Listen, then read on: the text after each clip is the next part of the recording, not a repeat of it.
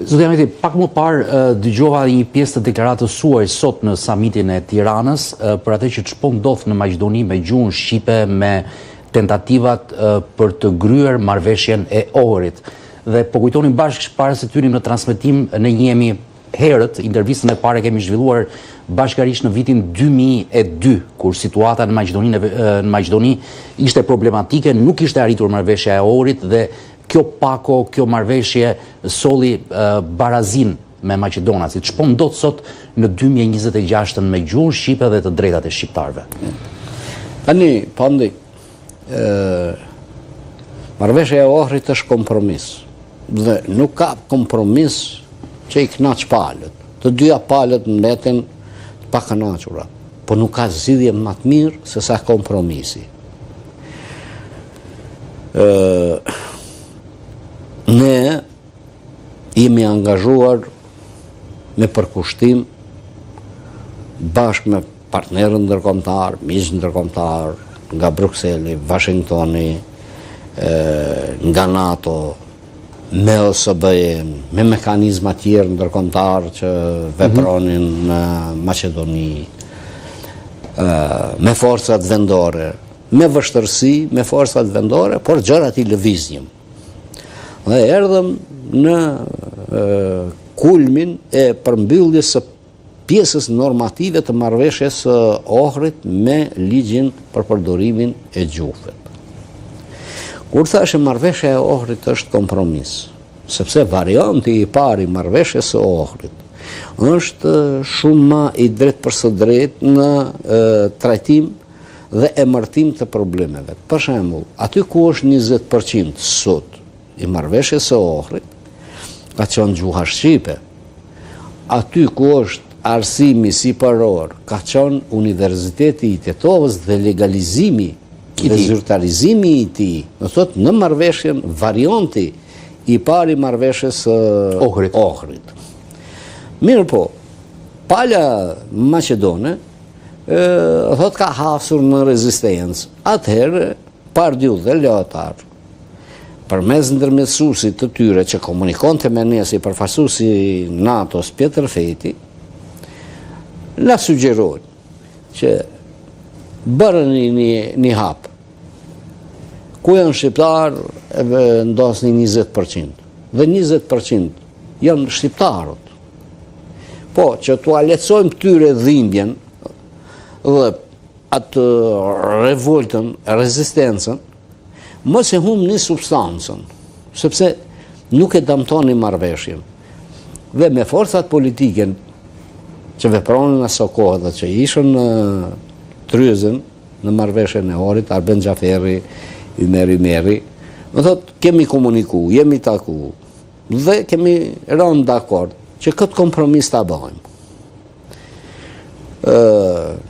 Kanë qenë tabelat e traktorit në variantin e parë të marrëveshjes së Ohrit, ku është universiteti, ku ishte Universiteti i Tetovës dhe me garanca të Pardiu që do e bëjmë bashkë tani legalizimin e Universitetit të Tetovës, bëni një kompromis, lehtësoni negociatat. Arritjen e marrëveshjes. Po, arritjen e marrëveshjes.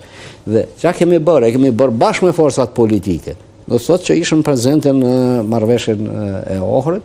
Mirë po, përfaqësuesi Pardiu dhe Leotar nuk bënin asnjë hap pa e marrë përfundimisht vlerësimin dhe mendimin e ushtrisë qeverimtare kombëtare. Po. Dhe ne kemi pranuar marrëveshjen pasore të Ohrit si zgjidhje më e mirë. Vërtet kompromis. Por zgjidhja tjetër nuk ishte aq e lumtur, nuk ishte aq e mirë, por ishte e dhimbshme edhe për maqedonët edhe për shqiptarët, sepse mua mu vendos në tabulinë propozimin për ndarjen e Maqedonisë. Kush e bëri këtë propozim, zoti? Qeveria e Maqedonisë, kryeministër Ljupçë Gjorgjevski. Mirë po, nuk ishte zgjidhja më e mirë.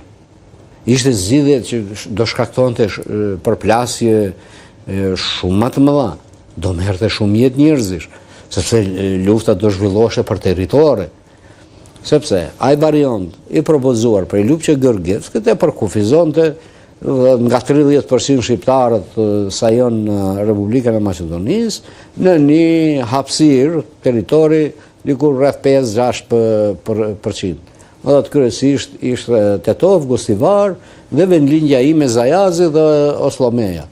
Po pa Kërqovën, pa Strukën, pa Shkupin, pa Kumanovën, pa Prespën, pa Manastirin, pa Velesin, që Ohrin, e dhimbshme për të dy palët. Duheshte të dëbohen 260.000 shqiptar nga tokat e veta, dhe 60.000 Maqedonas të dëbohen gjithashtu nga tokat e veta, që jetonën në pjesën me shumicë shqiptare. Dhimbja është e njëjtë, si për shqiptarët, si Maqedonët, njerëzit janë lidhur për varresh, për tokës, për varreve të parëve, si Maqedonët, si shqiptarët, ndjenjat, emocionet i kanë të njëjta. Dhe kjo më shtyri, në këtë situatë, kur unë e kam patur në tavolinë propozimin, isha takuar me një delegacion në Çam, në Strasburg, që këshëm pasur një takim, dhe i pyeta, cilat ishën kërkesat e juja.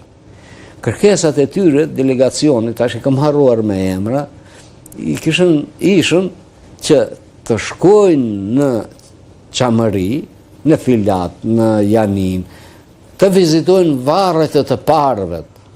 Nuk ishën kërkesë tjetër.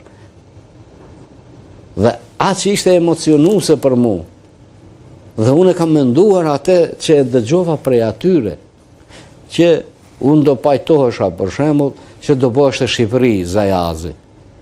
Se historikisht nuk jam pajtu me regjimet, as me Osmanlit, as me Slavët.